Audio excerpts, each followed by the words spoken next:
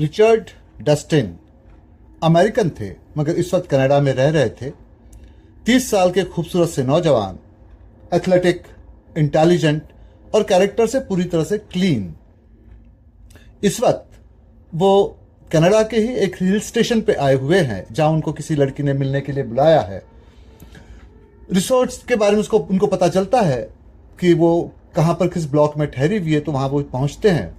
देखते हैं रिसोर्ट तो उसका जो ब्लॉक है वो खुला हुआ है लेकिन अंदर कोई है नहीं। जब काफ़ी वो दरियाफ्त कर लेते हैं तो उसके बाद वो ये करते हैं कि वहाँ एक नोट छोड़ देते हैं कि भाई इस वक्त तो मैं बाहर जा रहा हूँ लेकिन थोड़ी देर के बाद मैं लौट आऊँगा और फिर तुमसे मिलूंगा। वैसे भी वो हिल स्टेशन उनका देखा हुआ था, किस किस पॉइंट पे जाना है उनको पता था। तो खैर नोट लिख कर उन्होंने वहाँ छोड़ दिया। वहाँ से वो बाहर निकले। घूमते घूमते वो 15वां पॉइंट पे आए जहाँ से कि नीचे का सारा हिस्सा दिखाई पड़ता है। नीचे देखा तो घास हरे रंग की थी, लहला रही थी। सीजन की भी शुरुआत हुई थी, टूरिस्ट पूरी तरह से आए नहीं थे, पर इसी जगह पर शायद हफ्ते भर के बाद में भीड़ भड़का तो बढ़ ही जाएगा। जाहिर सी बात थी कि जिस लड़की ने उनको मिलने के लिए बुलाया था उसका इंटेंशन तो बड़ा रोमांटिक था और साथ साथ ये भी था कि इस बात को छिपा के रखने की जरूरत भी थी। और ये जरूरत तो खैर रिचर्ड डस्टिन की खुद की भी थी। वो नहीं चाहते थे कि इस रिश्ते के बारे में लोगों को पता चले। बहरहाल जब वो उस घास को देख रहे थे तो उनको नीचे में कोई एक शख्स लेटा हुआ नजर आया जो लाल कपड़ों में था। उस लड़की के उस लाल रंग के कपड़ों को जानते थे। उनको लगा ये धूप में ये आराम कर रही, चलो भाई नीचे उतरते हैं। वो नीचे गए। जैसे जैसे पास गए वो जो लाल रंग का धब्बा था वो बड़ा होता चला गया। फिर देखा वाकई वो लड़की लेटी हुई थी, लेकिन जब बहुत पास आए तब देखा वो तो उल्टे मुंह लेटी हुई है। तो उनकी सांस अटक गई। उस लड़की को पलटा कर देखा, वो मर चुकी थी, ऊपर से गिरी थी और उसकी मौत उससे हो चुकी थी। अब मुश्किल ये थी कि उनको यहाँ पुलिस को बुला लेना चाहिए था मगर वो नहीं बुला सकते थे। उसकी वजह यह थी कि उनको वहां पर होना ही नहीं चाहिए था उस लड़की के आसपास में, और वो आए थे वहां पर। तो एक तरह से उन्होंने अपने कामकाज का, प्रोफेशन के नॉर्म को तोड़ा था। हड़बड़ी में वहां से निकले। जब उनको इस बात की तसल्ली हो गई कि ये लड़की मर चुकी है और इसको मेडिकल एड की कोई जरूरत नहीं है तो वापस निकले। उनको लगा कि रेलवे स्टेशन पहुंच जाएंगे, जिस तरह से चुपके से आए हैं चुपके से चले जाएंगे। उनको किसी ने आते हुए तो देखा है नहीं। और रिसोर्ट पे जिससे पूछताछ की वो ऑफिस बॉय तो बड़ा बिजी था। जब वो रेलवे स्टेशन की तरफ जा रहे थे तब उनको ख्याल आया कि भाई उन्होंने तो एक नोट छोड़ा है, वो भी उस लड़की के अपार्टमेंट में, ब्लॉक में। अगर वहां वो मिल जाता है पुलिस को या किसी और को भी तो इनके लिए बड़ी मुश्किल हो जाएगी। तो खैर वो उन्होंने अपना रास्ता बदला, उस ब्लॉक में वापस आए और ब्लॉक अभी भी खुला हुआ था। अंदर गए। अब का नजारा पूरी तरह से बदला हुआ था। सारी चीजें उथल पुथल थी। ऐसा लगता था जैसे किसी ने वहां के तलाशी ली हो। उन्होंने जब अपने नोट को ढूंढने की कोशिश की, जिस टेबल पे नोट को छोड़ा था, अब वो नोट वहां पर नहीं था। उनके दिल की धड़कन रुक गई। उन्होंने फिर ढूंढने की कोशिश की आसपास में। उनको लगा शायद हवा से उड़ गया होगा, लेकिन ऐसा कुछ नहीं हुआ था। तो इसका मतलब है कि उनके पीछे आया, उस नोट को लेकर चला गया। अब क्या किया जाए। खैर वहां से वो वापस लौटे, रेलवे स्टेशन पर ट्रेन को पकड़ा और जहां से वो आए थे वहीं वो लौट गए। अब इसको थोड़ा पीछे से शुरू करते हैं। रिचर्ड डस्टिन काम किया करते थे मैकेंजी एंटरप्राइजेस के लिए। एक ये बहुत बड़ी कंपनी थी जो यूएस और कनाडा दोनों में बिजनेस चलाया करती थी। इसके मालिक मैकेंजी साहब, इन्होंने काफी मेहनत करके इस एम्पायर को खड़ा किया था। मगर जब वो जवान थे तब उनसे गलती हो गई। उन्होंने किसी नाइट क्लब में एक मॉडल की तरह से काम करने वाली बीट्रेस नाम की एक मॉडल से शादी कर ली। इससे उनको एक बेटी भी हुई जिसका नाम की टीना भी था।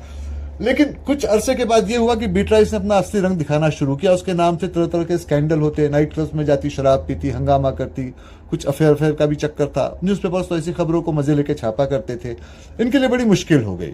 इन्होंने अपने वकील से बात की। वकील ने कहा कि देखो भाई, आज ठीक है कि तुम्हारा बिजनेस चल रहा है मगर इतना ऊंचा नहीं है, कल ये तुम ऊंचाई को छुओगे भी। अगर ये तुम्हारी वाइफ रहती तुमको बहुत ज्यादा महंगी पड़ जाएगी। ऐसी हरकतें करती रहेगी, तुम्हारी बदनामी भी होगी, तुमसे पैसे भी लेगी। यूं करते हैं कि वन टाइम सेटलमेंट करके इसको कुछ पैसा दे देते हैं, इससे नाता हमेशा के लिए तोड़ लो। एक लड़की की बात कोर्ट को डिसाइड करने दो कि वो क्या करते हैं उस बारे में। इन्होंने इस बात को मान लिया। बीट्राइस ने काफी बड़ी रकम मांगी लेकिन वकील ने समझाया अभी दे दो, मामला खत्म हो जाएगा वरना फिर मुश्किल हो सकती है। खैर उन्होंने रकम चुका दी। बीट्राइस उनकी जिंदगी से अलग हो गई, लेकिन कोर्ट ने साथ साथ ये भी कहा कि चूंकि ये पियक्कड़ है तो बेटी की कस्टडी इसको नहीं दी जा सकती, ये तो फादर के पास ही रहेगी। अब रिचर्ड के लिए काफी मुश्किल, अब उनके लिए काफी मुश्किल हो गई। मैकेंजी के लिए एक तरफ बिजनेस को संभालना है, दूसरी तरफ लड़की को ख्याल रखना है।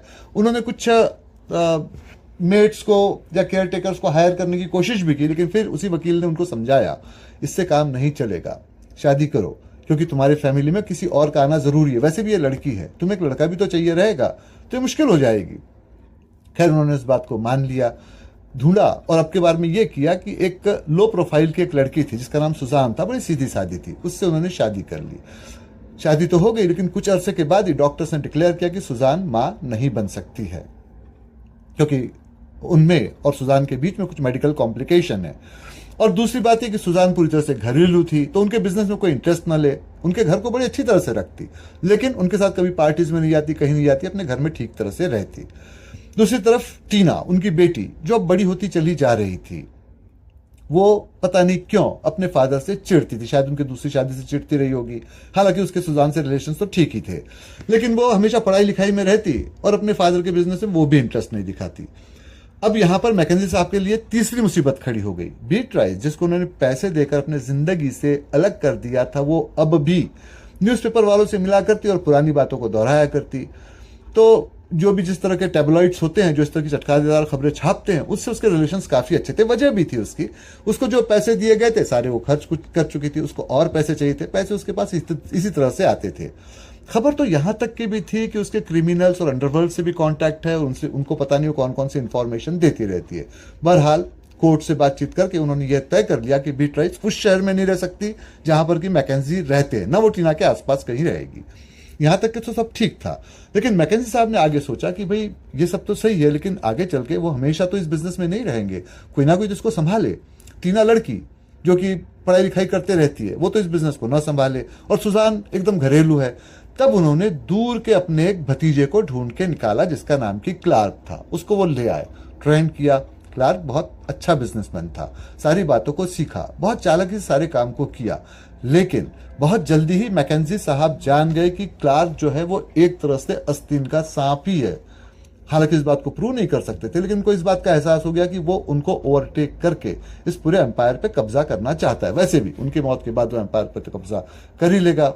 अब इस बात से उनको थोड़ी सी परेशानी हो गई। उनको लगा कम से कम के जीते जी तो उनका एम्पायर उनके हाथों में रहे, और तब ऐसे में उन्होंने काफी ढूंढ ढांड की और फिर यूनिवर्सिटी से पूछताछ करके रिचर्ड डस्टिन को ढूंढ निकाला, जिसके बारे में कि डीन ने, उनके प्रोफेसर्स ने और बाकी लोगों ने सिफारिश की थी।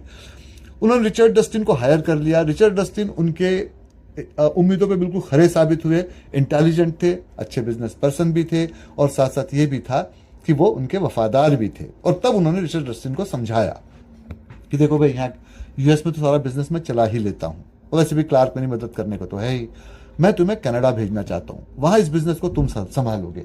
एक बात का ख्याल रखो कि वहां पर तुम्हारे ऊपर कोई नहीं रहेगा, तो डिसीजन तुमको लेने होंगे, सही गलत जो भी रहेंगे उसके जिम्मेदार तुम रहोगे। तो तुम जो भी इंफॉर्मेशन वहां की रहेगी तुम मुझसे डिस्कस कर सकते हो, मुझसे बात कर सकते हो, हमारे बीच में मीडिएटर कोई नहीं रहेगा।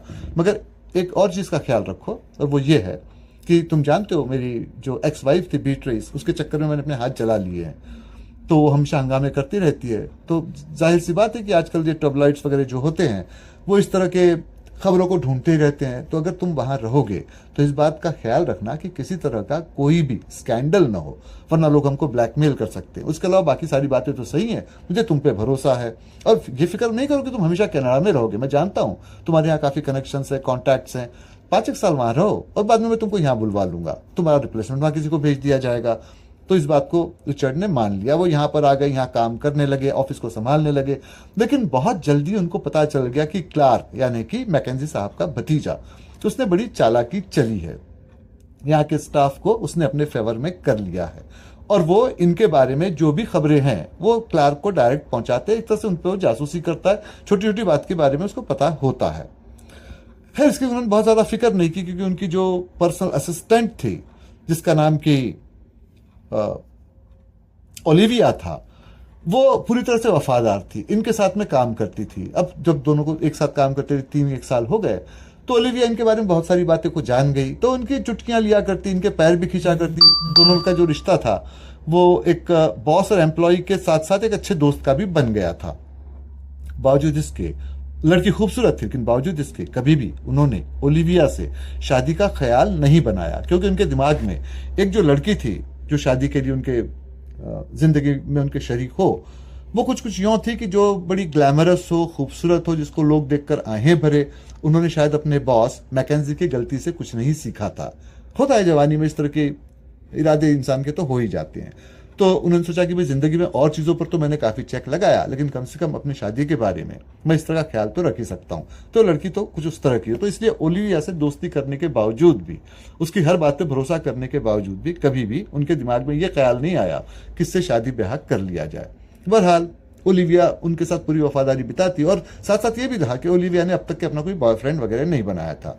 ऐसे में एक दिन मैकेंजी ने रिचर्ड को फोन किया। उन्होंने कहा कि देखो भी मेरी बेटी टीना, यहाँ उसकी पढ़ाई खत्म हो गई है, वो यूनिवर्सिटी की स्टडीज करने वहां आ रही है। मेरी बेटी जरूर है, तुम्हारी मालकीन नहीं है। उसको मैंने हमेशा कंट्रोल में रखा है, काफी कम पैसे देकर उसको सारे काम काज उससे एजुकेशन वगैरह करवाए हैं। तुमको भी यही करना है। उसके रहने का इंतजाम और उसके पढ़ाई का इंतजाम तुम ही करोगे, यूनिवर्सिटी की फीस भी तुम ही पे करोगे। उसको जितना खर्च के लिए पैसा चाहिए उतना जो भी देना होगा वो तुम ही दोगे। उसको ज्यादा पैसे देने की जरूरत नहीं है और उसकी हरकतों पर थोड़ी नजर रखना कि वो क्या क्या करती है और मुझे सारी रिपोर्टिंग करना। और फिर साथ उन्होंने ये भी जोड़ा कि एक बार तुम इस काम को पूरा कर लो, इस लड़की की पढ़ाई वहां पूरी हो जाए, 2 साल का कोर्स है, उसके बाद में जब ये लड़की यहाँ आएगी मैं भी तुमको यहाँ बुला लूंगा। खैर वो उन्होंने सारी बातों को सुन लिया। उन्होंने कहा ठीक है भी, जाके वो उसको रिसीव एयरपोर्ट में कर लेंगे। जब वो निकल ही रहे थे तो ओलिविया ने कहा कि तो मैंने वो ब्रीफिंग देखी है, मैकेंजी साहब की बेटी टीना यहाँ पर आ रही है। अब वो जैसे कि उस ओलिविया की आदत थी, आदतन उसने चिढ़ाते हुए कहा कि देखो एक बात का ख्याल रखो, कहीं लड़की खूबसूरत निकल आई तो मौके को हाथ से मत जाने देना, उस पर थोड़े डोरे डालना और उससे शादी कर लेना। भाई नई नई जवान हुई लड़की और तुम इतने हैंडसम हो, लड़की तो फंसी जाएगी। फायदा ये होगा कि अगर ये सब कर लोगे तो तुम डायरेक्ट बॉस के एम्पायर के मालिक बन जाओगे, जो कि तुम वैसे भी आगे चल के बनना चाहते हो। अब खैर वो सारी बातें मजाक में कह रही थी, उन्होंने उसी तरह से मजाक में उस बात को टाल लिया। एयरपोर्ट पे गए, उस लड़की को रिसीव किया और जब उस लड़की को रिसीव किया तो उनके दिमाग में जिस तरह के भी जो रोमांटिक ख्यालात थे वो सारे के सारे हवा हो गए। लड़की एकदम सीधी सादी थी, ढीले ढाले कपड़े पहनी हुई थी, चश्मा सा उसने लगाया रखा था। उसको देख के ही लगता था कि ये तो सिर्फ लाइब्रेरी में बैठने के लिए पैदा हुई है, रोमांस से इसका दूर दूर का कोई ताल्लुक नहीं है। फिर उन्होंने उस रास्ते में सारी बातें पूछी। लड़की ने बहुत कम बातों का जवाब दिया, जितनी जरूरत थी उतनी बातों को बताया। उसको वो लेकर यूनिवर्सिटी गए, वहाँ के हॉस्टल में जहाँ उसके रहने का इंतजाम था, इंतजाम करवा दिया। उसको कुछ पैसे दिए। उन्होंने कहा कि जब भी पैसों की जरूरत हो अपना नंबर दिया, मुझे कॉल कर लेना, तुम्हें पैसे मिल जाएंगे। और फिर साथ साथ उन्होंने धीरे से ये भी कहा कि देखो भाई, तुम्हारे फादर ने तुम्हारी जिम्मेदारी मेरे ऊपर छोड़ी है, तो ऐसे कुछ मत कर बैठना कि मेरे लिए मुश्किल हो जाए, क्योंकि मुझे उनको जवाब देना पड़ेगा। मैं समझता हूँ कि तुम यंग हो, कुछ नए काम करना चाहती हो, कुछ लिबर्टीज भी लेना चाहती हो, लेकिन जो भी करो लिमिट में रह के करना, मेरे लिए मुश्किल खड़ी मत करना।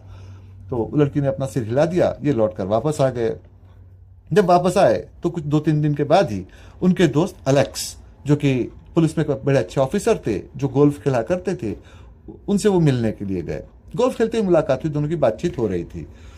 तो अलेक्स से बहुत सारी बातें वो शेयर किया करते थे। तो इसके पहले अलेक्स को उन्होंने सारी बातें बताई थी, मैकेंजी साहब के बारे में, टीना, बीट्रिस और यहाँ तक कि क्लार्क के बारे में भी, और ओलिविया के बारे में बता चुके थे कि इसी पे वो भरोसा करते हैं।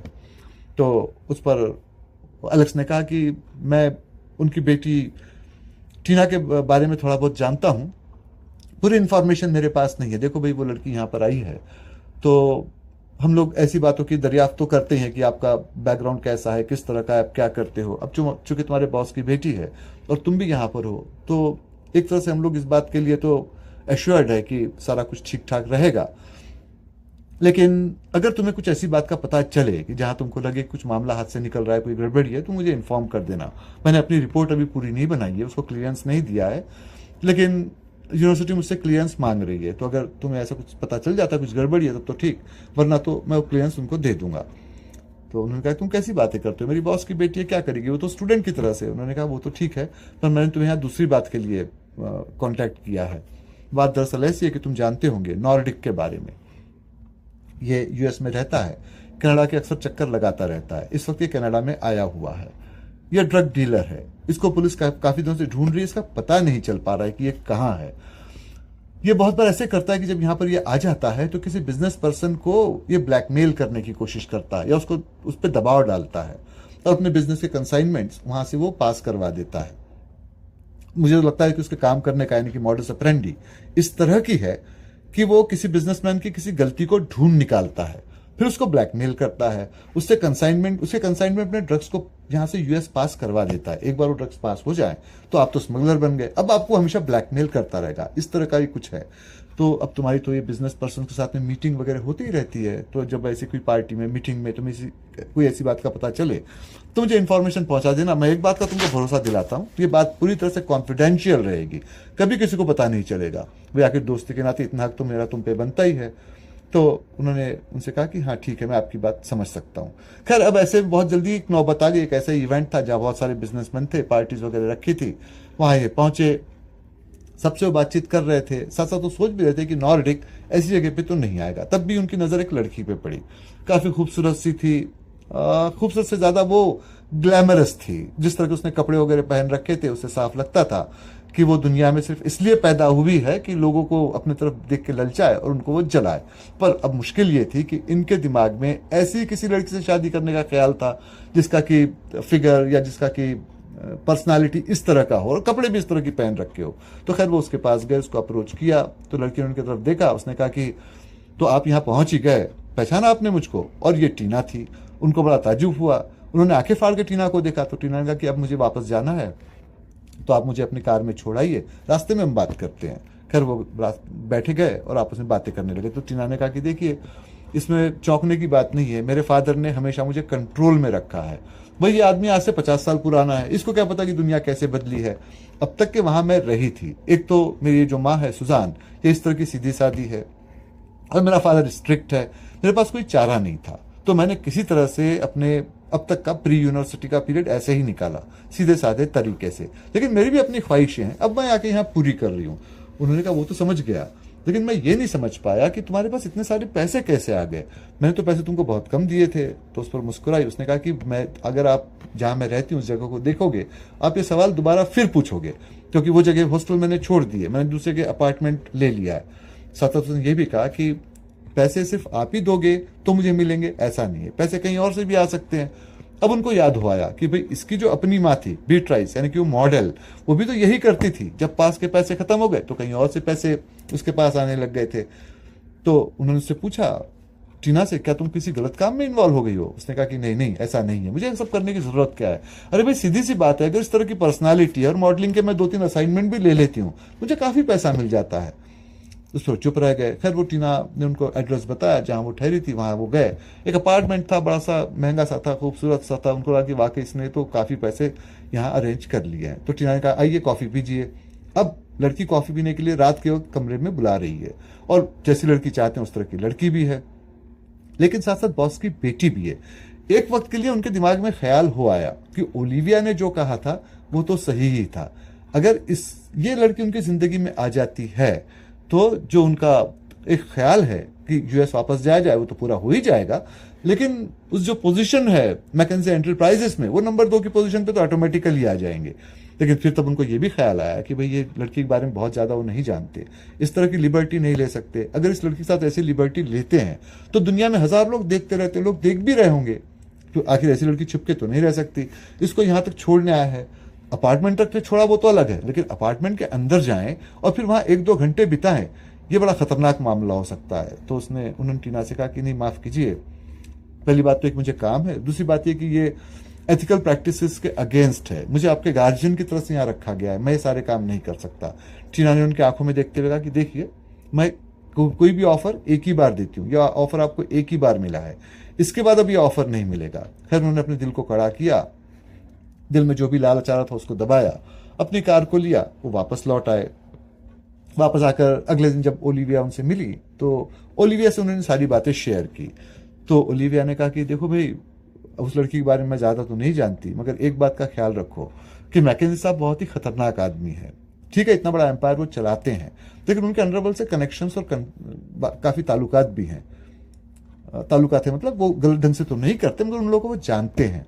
तो अगर कुछ मामला बिगड़ जाता है तो एक तरह से तुम उनके ट्रस्ट को तोड़ोगे ऐसा है, और अगर ऐसा हुआ तो वो तुम्हारे लिए मुश्किल खड़ी कर देंगे। तुम्हारा करियर तो काफी लंबा है आगे में, आखिर तुमको वहां यूएस बुला रहे हैं, क्लार्क पे भरोसा नहीं करते, अपने भतीजे पर तुम पे भरोसा करते, तुमको वहां बुला दे, करने के लिए तुम्हारे पास वहां बहुत कुछ है, तो इस मामले को तो तुम टाल ही देना। उन्होंने कहा कि मैं समझता हूँ ओलिविया तुम क्या कह रही हो, मैं इस बात का ख्याल रखूंगा।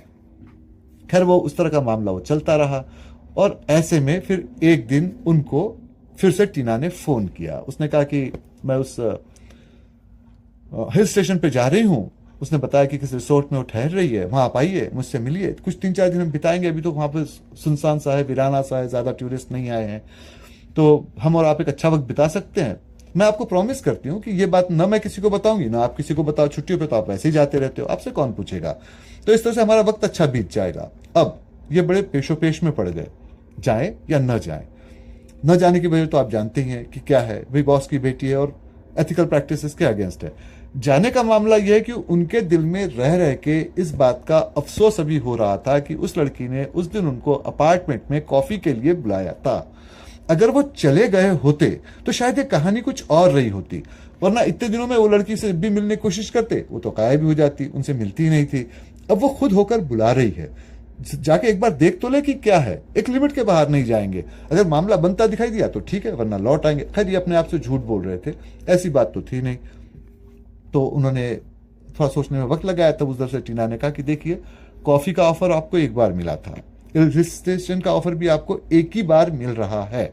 अगर आप यहाँ आते हैं तो अच्छी बात है, नहीं आते हैं तो आपका रिप्लेसमेंट कोई ना कोई तो आ ही जाएगा। उन्होंने कहा ठीक है मैं आ रहा हूँ। उन्होंने फ़ोन को डिस्कनेक्ट कर दिया। तो उन्होंने टीना से कहा कि देखो, उन्होंने अपने सेक्रेटरी से कहा ओलिविया से कि देखो ओलिविया, अचानक मुझे काम आन पड़ा है, 3 दिन के लिए मुझे बाहर जाना होगा। मगर जब वो ये कह रहे थे, ओलिविया के आंखों में शक की उन्होंने रंग को बड़ा साफ देखा। आखिर उनकी वो सेक्रेटरी थी, उनकी सारी बातों को जानती थी।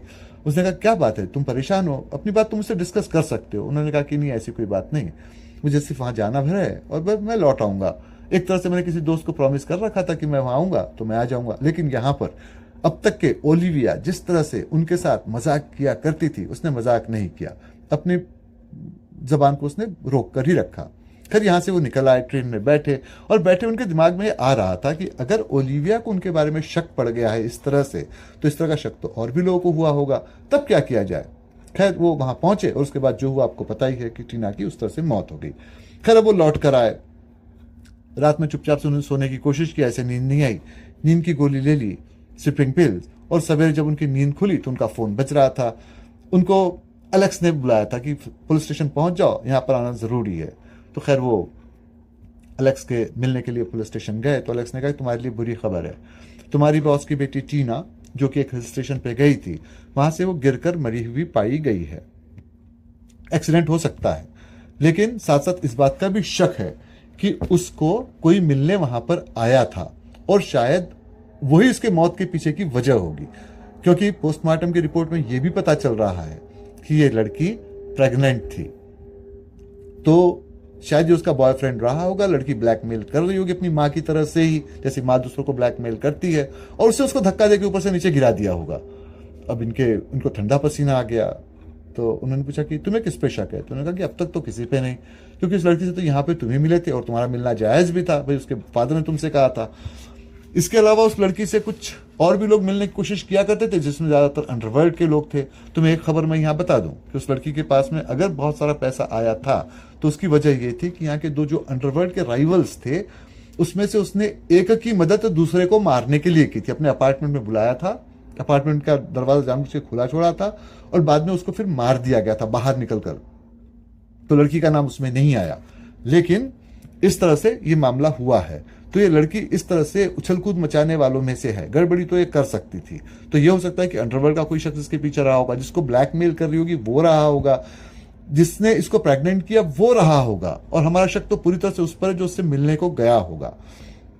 बहरहाल यहां पर एक बात का ख्याल रखो कि टीना के पीछे में कई तरह की मुसीबतें थी। एक तो एक इसकी माँ लोगों को ब्लैकमेल किया करती थी, तो शायद किसी ने माँ के दुश्मनी का बदला बेटी से निकाला होगा। इसके अलावा वो क्लार्क भी है, जो उनका भतीजा है, वो भी शायद इसके पीछे में अपने कुछ लोगों को लगाए हुए होगा। कुछ गड़बड़ी हुई होगी, लड़की शायद उसमें मारी गई होगी। बहरहाल जो भी होगा, हम उस शख्स का पता लगाने की कोशिश कर रहे हैं जो उससे मिलने को गया था, और तुम भी कोशिश करना, अगर कोई से मिल जाए तो हमें बताए देना। खैर वो वहां से चुपचाप से खामोशी से घर लौट आए। जब लौट आए तो देखा थोड़ी देर के बाद में उनके दरवाजे पर किसी ने नॉक किया। दरवाजा खोला तो सामने कोई लंबे चौड़े से शख्स खड़े थे, चेहरे से बड़े रफ लग रहे थे। तो इन्होंने उनसे कहा कहिए भाई क्या बात है। उन्होंने कहा अंदर बुलाइए, मैं आपसे बात करता हूँ, हमारी बातें अकेले में होनी जरूरी है।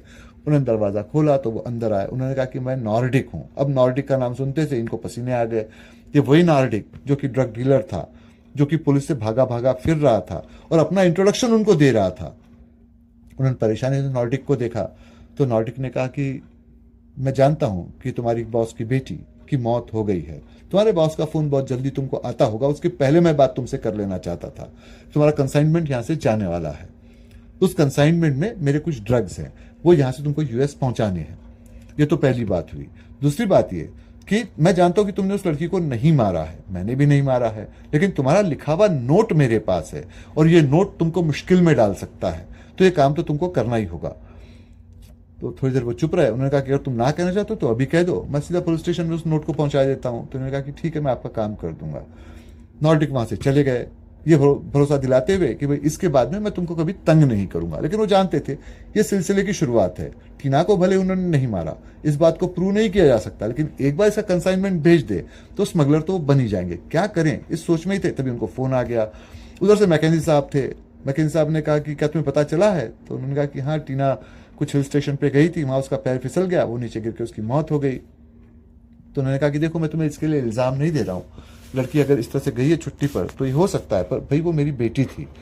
जितना मैं उसकी माँ को जानता हूँ उससे तो ये भी हो सकता है कि ये लड़की किसी ना किसी मुसीबत में कभी ना कभी फंस सकती थी, मगर चूंकि वो मेरी बेटी थी तो जिसने भी उसको मारा होगा, अगर मारा है तो उसको मैं बहुत बुरी मौत मारूंगा। क्योंकि मैंने जो तुम्हारा दोस्त है एलेक्स, उससे बात की है और एलेक्स ने कहा है उससे मिलने कोई गया था और लड़की प्रेग्नेंट भी थी। खैर, मैंने इस खबर को दबा दिया है, दोनों ही खबरों को एलेक्स से कहकर, ये प्रेस में नहीं आएगा, लेकिन इस बात को तुम अपने पास में रखो। पता लगाओ उससे मिलने कौन गया था। जब भी मुझे इसका पता चल जाएगा तुम मुझे बता दोगे, और अगर ये वही शख्स है जिसने उसको मारा है और प्रेग्नेंट भी किया है, उसको मैं बहुत बुरी मौत मारूंगा। तो वो चुप रहे। उन्होंने कहा कि एक बात का और भी ख्याल रखो कि इस चीज को लेकर हंगामा बिल्कुल ना हो, स्कैंडल बिल्कुल ना हो, जो भी करना है चुपके करना है। अब मैकेंजी साहब ने फोन काट दिया तो ये बड़ी परेशान हो गई कि अपने आप को ही ढूंढ के निकालना है, क्योंकि मिलने तो वही गए थे। मगर फिलहाल तो ये मैकेंजी नॉर्डिक वाला मामला सॉल्व करना जरूरी था। तो उन्होंने एलेक्स को फोन किया।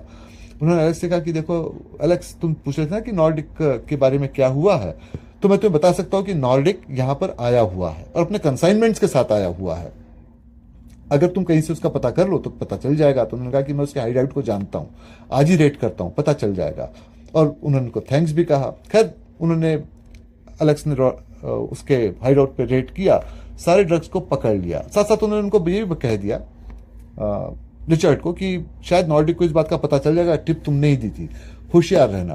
कुछ 2-3 दिन निकले और फिर एक दिन रात के वक्त जबकि वो अकेले ही अपने अपार्टमेंट में थे, नॉर्डिक ने उनके घर के दरवाजे को करीब करीब तोड़कर ही अंदर एंट्री दी। उसने कहा कि मैं तुम्हारे बारे में जान गया हूं, तुमने उस ड्रग्स की डीलिंग के बारे में, या ड्रग्स मेरे पास में है, इस बारे में एलेक्स को इन्फॉर्मेशन दिया था।